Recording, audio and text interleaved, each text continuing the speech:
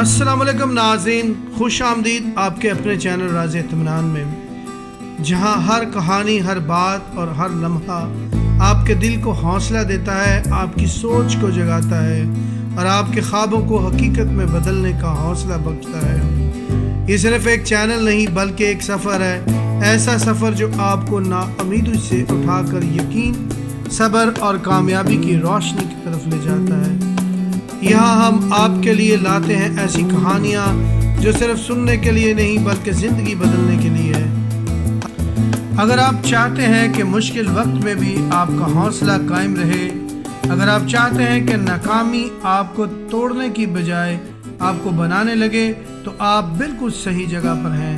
تو ناظرین، سبسکرائب کا بٹن دبائیں، بیل آئیکن کو آن کریں اور شامل ہو جائیں ہمارے ساتھ اس خوبصورت سفر میں، کیونکہ یہاں پر ویڈیو آپ کے لیے، آپ کی ہمت کے لیے اور آپ کے خوابوں کو حقیقت بنانے کے لیے بنائی جاتی ہے۔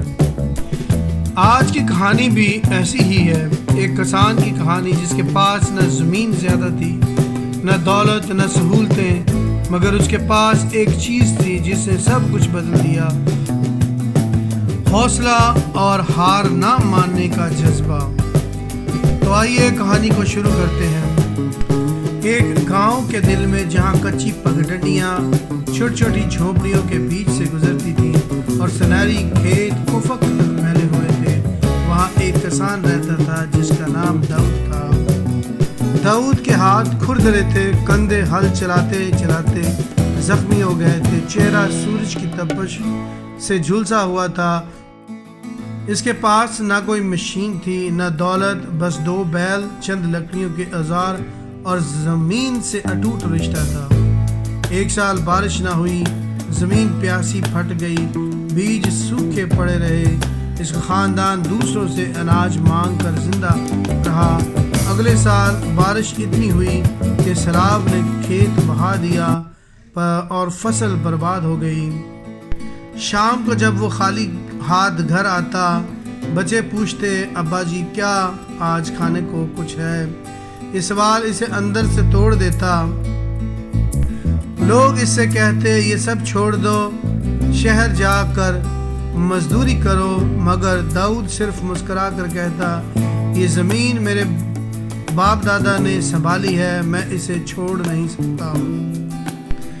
ایک دن اس نے فیصلہ کیا کہ قسمت پر نہیں، علم پر بھروسہ کرے گا۔